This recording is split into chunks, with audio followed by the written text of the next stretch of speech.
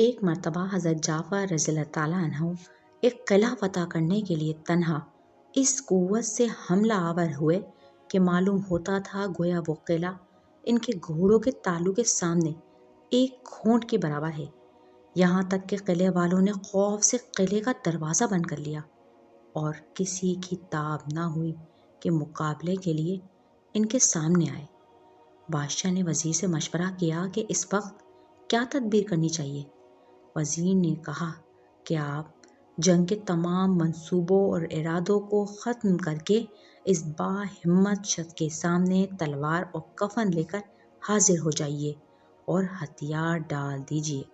بادشاہ نے کہا کہ کیوں؟ آخر وہ تنہا ایک شخص ہی تو ہے۔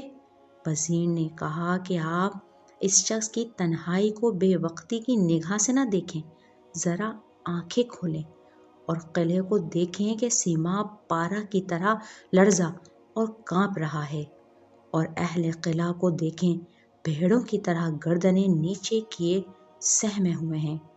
یہ شخص اگرچہ تنہا ہے لیکن اس کے سینے میں جو دل ہے وہ عام انسانوں جیسا نہیں ہے۔ اس کی عالی ہمتی دیکھیں کہ اتنی بڑی مسلح اکثریت کے سامنے تنہا ننگی تلوار لیے کس ثابت قدمی اور فاتحانہ انداز میں اعلان جنگ کر رہا ہے کہ معلوم ہوتا ہے کہ مشرق اور مغرب کی تمام فوجیں اس کے ساتھ ہیں۔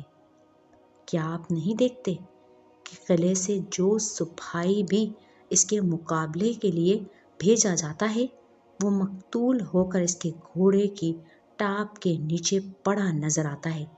بادشاہ سلامت، ایسی عظیم الشان انفرادیت کے سامنے آپ کی اکثریت کا کچھ نہ بن پائے گا۔ آپ کثرت عدد کا اعتبار نہ کریں، اصل چیز جمعیت قلب ہے، اور یہ قوت اس شخص کے قلب میں بے پناہ اور بہت زیادہ موجود ہے۔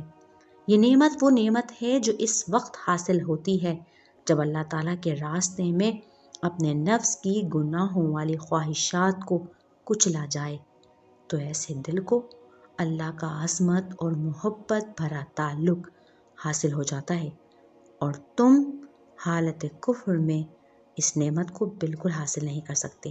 لہٰذا ہتھیار ڈال دو، قلعے کا دروازہ کھول دو۔ تاریخ میں ایسے بے شمار واقعات موجود ہیں کہ مٹھی بھر مسلمانوں نے ہزاروں دشمنان اسلام کو عبرتناک شکست دی۔ یعنی اکثریت سے زیادہ اہم وہ قوت ہے جس کی موجودگی ایک مومن کو سارے خوفوں سے آزاد کر دیتی ہے۔ اس کی فکر، خیال اور کوشش صرف رب کی رضا کا حصول ہوتا ہے، اس کی خاطر سب سے ٹکرا جانے کا جنون۔ آج مسلمانوں کی پوزیشن کمزور اس لیے ہے کیونکہ اس کا رب سے تعلق کمزور ہے، ورنہ سب سے بڑی طاقت مسلمانوں کے ساتھ ہے۔ اصل طاقت اللہ تعالیٰ کے تعلق کی روحانی طاقت ہے۔ تعلق مع اللہ سے سرشار شخص ہر طاقت سے لڑ سکتا ہے، موت سے نہیں ڈرتا، بے خوف اور نڈر ہوتا ہے۔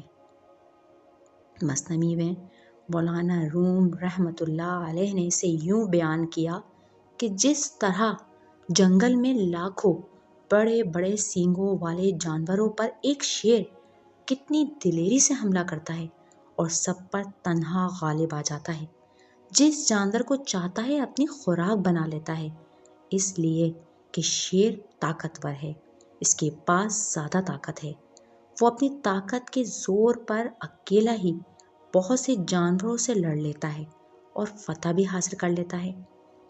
ایک مسلمان کو بھی اللہ نے طاقتور بنایا ہے، لیکن اس کی یہ طاقت اپنے رب سے تعلق مضبوط نہ ہونے کی بنا پر مانع پڑ گئی ہے۔ آپ کمزور نہیں ہیں، اپنی طاقت پہچانیں، اپنے رب سے جڑ جائیں۔ آپ بھی تنہا کافی ہیں، اکیلے سب پر بھاری ہیں، بس وہ طاقت حاصل کریں جو اصل طاقت روحانی طاقت ہے، جو رب سے تعلق کے بعد اس پر توکل سے حاصل ہوتی ہے۔ آپ کی کمزوری رب سے دوری ہے۔ تحریر فرزانہ خورشید۔